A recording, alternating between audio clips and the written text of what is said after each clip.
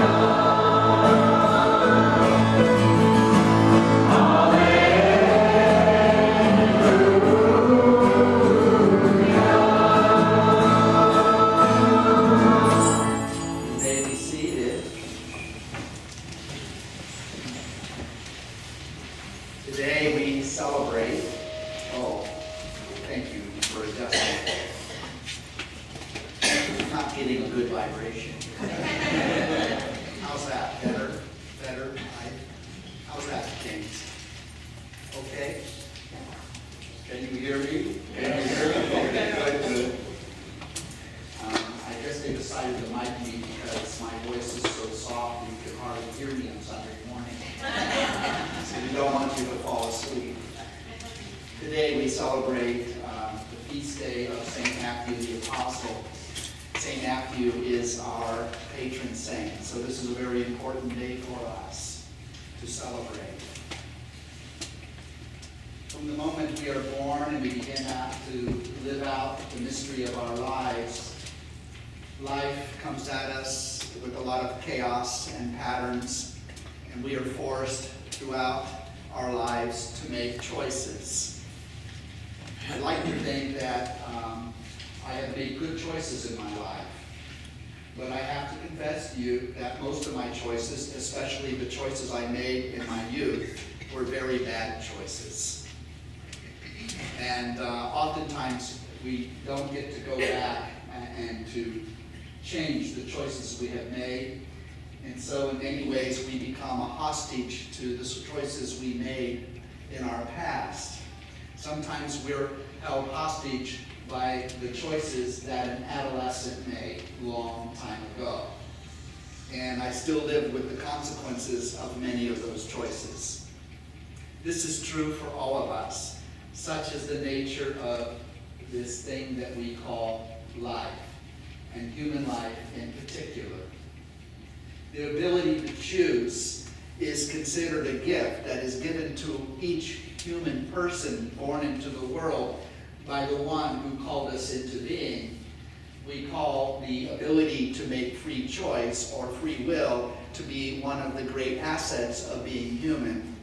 But when I look back upon my past and think of the decisions I have often made, sometimes the same bad decision over and over again, I'm not so sure what a gift that really is. How many know what I'm talking about in your own experience in life? And I do, however, must say, I don't want to be too pessimistic, there are a few choices that I have made in my life which were actually good choices. And I would like to attribute those choices to my tremendous wisdom and insight. But most of the time, those good choices were just plain good luck. How many know what I'm talking about on that one? And I have to say that one of the best choices I ever made in my life was to marry this woman who's sitting up in the choir up there.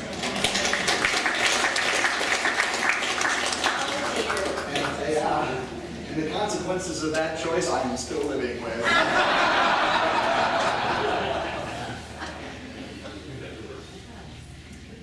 So I think about the Apostle Matthew.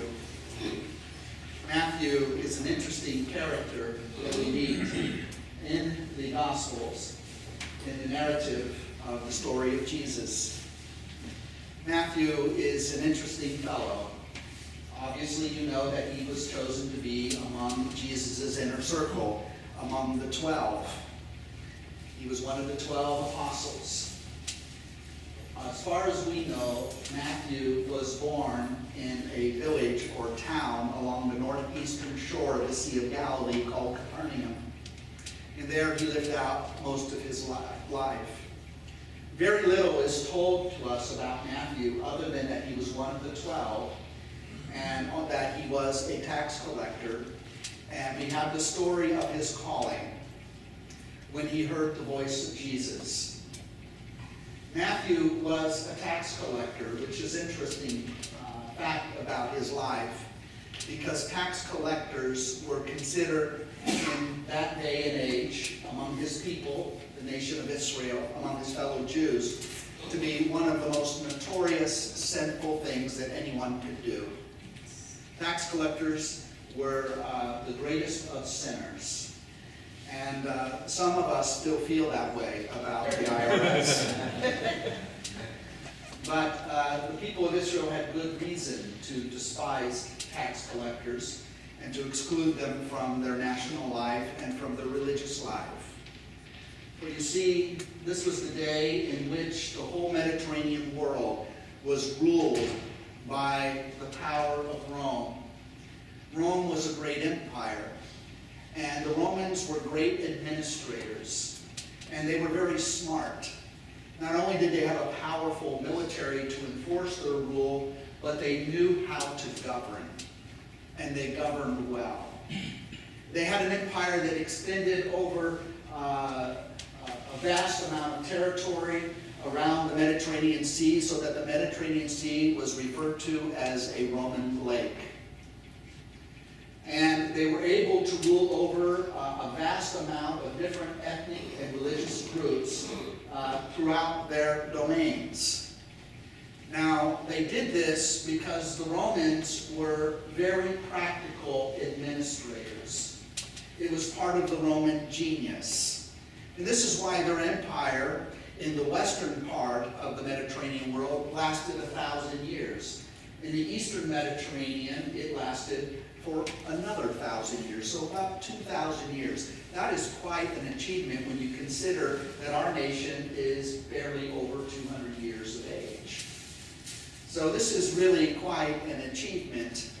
And part of the reason they succeeded is that the Roman Empire was good for business.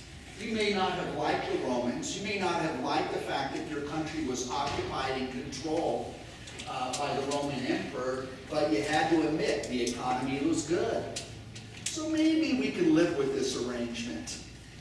And Roman business was good for many reasons, but also because of their approach to how to administer their empire and enforce their rule over this vast array of different ethnic groups.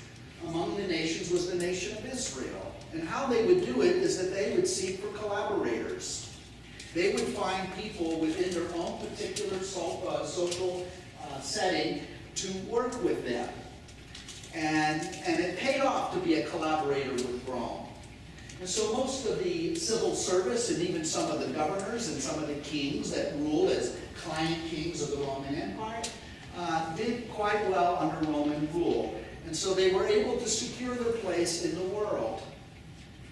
Nonetheless, in the nation of Israel, which was probably the one ethnic group that deeply resented Rome and were constantly a contentious people towards Roman authority, even though Rome gave them so many concessions, these people were very independent-minded and saw themselves as being superior to all other ethnic groups and nations, even to that of the Romans. And so the situation in ancient Israel was one of a great deal of political tension. Rome did find collaborators among the Roman peoples, among the Jewish peoples. And their civil service or their civil servants in Israel were taken from the Jewish people. Matthew was one of these individuals that chose to work for the Roman government. And so he would collect taxes for the emperor. And people were compelled to pay their taxes, and there was very little they could do about it. Rome had an interesting system. You collect so much for us that we require to be given to the Roman emperor, and then you can collect whatever you want above and beyond that for your fees. And it wasn't unheard of that tax collectors in this time would sometimes collect 5 times the amount that Rome required. And so tax collectors became deeply wealthy individuals. I'm sure Matthew lived in the most lavish and beautiful house on the hill above Capernaum. And everyone in Capernaum who saw the house of Matthew would resent him deeply because he became indescribably wealthy at their expense. And there was nothing they could do because the Roman legions would enforce and protect this system. Is it still echoing a bit? Yeah, just a little down. I don't know about you, when I hear ringing all the time, I worry. So we have to ask the question, why would someone like a Matthew choose to collaborate with the Roman government and as a result be excluded from the life of his people? He was excommunicated from the synagogue. He couldn't go into the temple. He was considered morally unclean. And not only that, but even his family would consider him a great embarrassment and a great shame. What would lead Matthew to make such choices in life? Was it simple greed? Was it really wealth that he was after? Perhaps. Perhaps that's all Matthew was most of his life. It is possible that there were other reasons. Perhaps Matthew was one of those individuals that grew up in early life who was never in the inner circle, who felt excluded, who felt resentful against the in crowd, and perhaps choosing the path that he chose was a way of getting back. We will never know what was the inner motivation of Matthew, but we know that very early on he made many choices. When we make choices in life, we are often held hostage by those choices, and I'm sure Matthew was much the same. He enjoyed his life, perhaps, as he collected immense amounts of wealth at his tax booth. But one day, all of that would change, and something radical would happen to Matthew. For you see, Matthew was now going to be set up to make a choice. A choice that somehow would outshine and eclipse all other choices in life that he had made. For on one particular day in Capernaum, when he was about his business of collecting taxes, particularly from the fishermen, because there was a lucrative fishing industry there, and you know that there were other disciples of Jesus who were taken from these very same fishermen. Do you remember the fishermen? There was a guy named Andrew. Who was his brother? Peter. Simon Peter, that's right. So you had Simon Peter. They were 2 fishermen and they were 2 brothers, and they were called to be among the 12 of Jesus' closest followers. And then there was another set of brothers among the followers of Jesus. They were called the sons of Zebedee. You remember their names? John and James. Very good. You get a gold star. So John and James, but people rarely realize that there was another set of brothers among the apostolic band. There was Matthew, the son of Alphaeus. Alphaeus. We have no idea who he was other than he was the father of Matthew. But there's another man named among the apostles. It's James, the son of Alphaeus. And so they were brothers. This is the third set of brothers among the 12. We don't know anything about James other than he was the son of Alphaeus. We don't know if he was older than Matthew or younger than Matthew. We don't know if he exerted much influence on his brother or not, or if it was vice versa. But one day, Matthew was sitting in his tax booth when a stranger from another town stood before him and looked down upon him as he was sitting at his tax booth, at his desk, making notations and recording the money and counting the coinage that was coming in. So Matthew was literate and educated. He looks up to see this stranger looking down at him, and the stranger was a man from Nazareth, a rabbi named Jesus. There must have been something about the gaze of Jesus that looked upon Matthew that deeply moved Matthew, and it changed everything.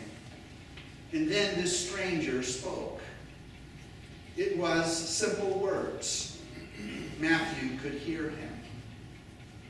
Matthew not only heard him with his ears, but Matthew also somehow heard the sound of his voice within his heart. For how otherwise can we explain the actions of Matthew that follows these words of Jesus? Jesus looked at him and said, "Come, follow me. Come, follow me." At that moment, Matthew had to make a decision. It was a defining moment. And he did something that startled all of his friends and even his enemies. He immediately got up out of his booth and followed Jesus. He made a choice that day that somehow nullified all of the bad choices in his life that led to his way of life up to that present time. He was so grateful to this itinerant rabbi from Nazareth that Matthew did what was the kind of thing you would do when you meet a new friend. He decided to throw a dinner party for Jesus.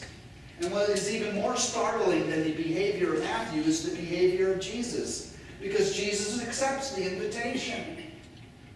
This was unheard of. How could a religious or righteous man, or how could a rabbi go into the house of a known sinner? You will defile yourself. Nonetheless, Jesus accepted the invitation of Matthew to go to his dinner party. And so Jesus went to the house of Matthew. And this is the first time that we see Jesus in the gospel narrative become the object of criticism. Jesus was criticized at this point. Up until the moment that Jesus accepted the invitation of Matthew, Jesus was kind of the new sensation. People were interested in his teaching. But the moment he decided to spend his time in the company of Matthew, the tax collector, all of a sudden, all of the righteous people, you know who they are, all of the religious people, all of the churchgoers thought, what kind of man is Jesus that he would go and spend time with a despicable character and a notorious sinner such as Matthew? One of the problems of tax collectors in that day is that they had very few friends among those who were well respected in society. So when they threw a party, they had to invite special kinds of guests, like other tax collectors. And this group of women who were called derisively prostitutes. And so this was a bad crowd. This is a rough crowd. They're used to going against the grain. And Jesus sat with them, and he had dinner with them, and he enjoyed his evening with Matthew. And everything for Matthew has changed. I tell you the story of Matthew because it's relevant to our own story. The story of Matthew is your story. The story of Matthew is my story. When I started the St. Matthew Church back in 31 years ago, I had to decide upon a name. What were we going to call this ministry? What were we going to call this new emerging faith community, as if there was going to be an emerging faith community? And so I met with the parish council, which had one member, myself. And after much deliberation, we moved. Now, I want you to know, the reason I chose St. Matthew was not because of this story. That wasn't on my radar. It should have been. And it seems so obvious now, the right name for this church. But I had in no way thought that carefully about it. You see, I knew that St. Matthew, or this church, was going to be a different kind of church. We were going to do radical things, like practice radical hospitality. You know, invite everybody to the sacraments. What an idea. What a concept. This was 1985. That was shocking. And we were going to give divorced people communion. And we were going to give Protestants communion. You know, all the unwanteds. We were going to bring them together and give them a home. And I thought, since the ministry and the vision of St. Matthew's was such a radical departure from what people were going to be used to, I wanted to have a very safe and conventional name for the church. Something that wouldn't be too radical, you know? And you can think of all the different names we could have named this place. So I thought, you know, Catholics are used to churches being named after saints, so we'll do that. And why not have one of the 4 gospel writers? We have 4 of those names. And gee, I like the sound of the name Matthew. You know, it's 2 syllables. It has a more poetic quality than Mark or John or Luke. So that was the criteria. That was the brilliant thinking in my mind. It wasn't until years later that I realized that it was providential, because Matthew was among the marginalized that Jesus accepted. And so how appropriate that he would become our patron saint. Matthew threw a dinner party for Jesus and invited all his notorious friends. That's what we've been doing. You see, every week here at St. Matthew's, we throw a dinner party for Jesus. And we invite all of our notorious friends. That's you and me. We come together every week to celebrate the presence of Jesus. So really, my brothers and sisters, we're all just like Matthew. So despite whatever choices you have made in your life, however those choices hold you in bondage or hold you hostage, however the regrets that you hold and the burden of guilt that you may carry upon your shoulders, if you make one choice, if you make the choice of Matthew, the choice to follow Jesus, that nullifies every bad decision you have ever made in your life. For you see, Jesus didn't care about the choices Matthew made up until the time Matthew met him. It really didn't matter. What mattered was the choice that Matthew was about to make when he was confronted with the reality of the person of Jesus. My brothers and sisters, Jesus is looking at you, and he is speaking to you. And his words are very much the same to you as it was to that tax collector 2,000 years ago. And it is simply this: come, follow me. Now you have to make a choice. And I suspect if you choose to follow Jesus, you will have made the best possible decision you could ever make in your entire life. This is what we celebrate, my brothers and sisters. This is the message that we carry to the world. And it makes a difference. We were one little church 31 years ago. We're still a little church. Look, we meet in the storefront. Sometimes I'm a little apologetic about that to people. Well, if you come by to see us for the first time, it's not going to look like much. Just come through these doors, and your vision will be transformed, and you will see another world of faith, of love, of hope. Because these are good people that gather here at this dinner party every week. That's the message that goes out. And others have heard this message in different parts of the country and in different parts of the world. And a new communion of communities, of faith communities and churches that want to imitate what we've done in this little storefront church throughout the world. And the ECC, the Ecumenical Catholic Communion, was born. And we're a part of that. In a sense, we are the midwives of that in this community. We've done something good, my brothers and sisters. And it's making a difference in thousands of people's lives. People we have never even met. So, my brothers and sisters, let us today, on the feast day of St. Matthew, respond to the invitation to follow him.